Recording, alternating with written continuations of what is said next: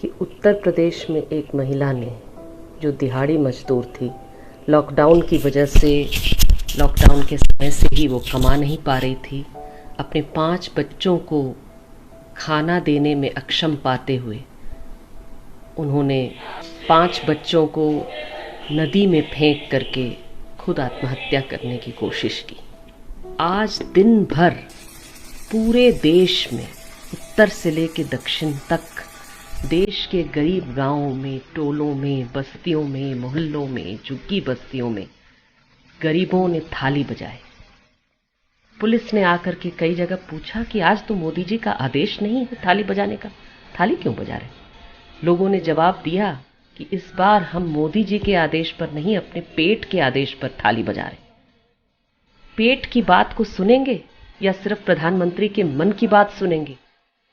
पेट की बात ये देश की सरकार सुनेगी? पीएम केयर्स ये कहा जा रहा है, ये कान में कैसे पड़ता होगा ऐसी माओं के कानों पर?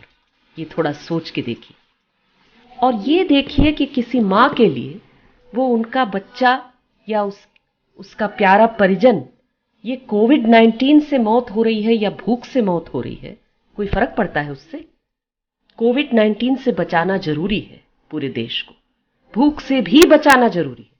अगर आप आज भाजपा के समर्थक ही क्यों न हो, लेकिन 1 मिनट के लिए थोड़ा सोचिए, वहां पर कुछ अश्लील सा चीज लिखने से पहले थोड़ा खुद से पूछिए कि लोगों की भूख की थोड़ी सी इज्जत नहीं करनी चाहिए क्या?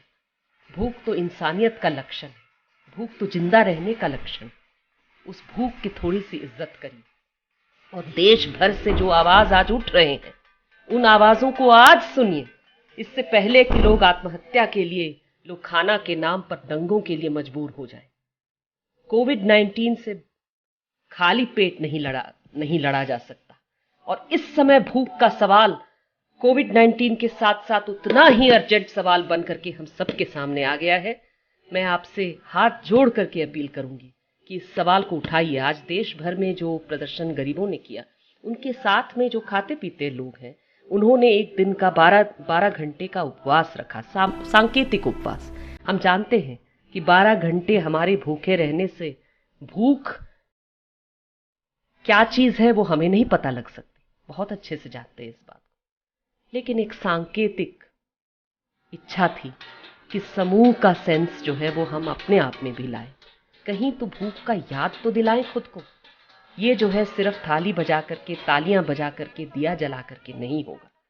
ये गरीबों के लिए खाना मांग करके होगा।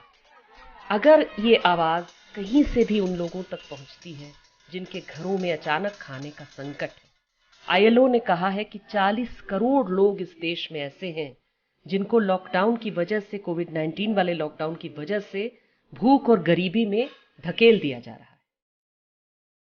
तो 40 करोड़ लोगों में से अगर कोई भी है जो इस बात को सुन रहा है, जो हम लोगों को फोन करके राशन मांगते हैं और कहते हैं कि चूल्हा नहीं जला कई दिनों से हमारे घर में, उनसे मैं कहूंगी, आत्महत्या की मत सोचिए, लड़ने का सोचिए। लड़ने के पुराने जरिए जरूर नहीं है। लॉकडाउन को वायलेट करके, बाहर भीड़ में निकल करके हम नहीं लड़ सकते, नहीं लड़ना चाहिए, लेकिन लड़ना तो चाहिए।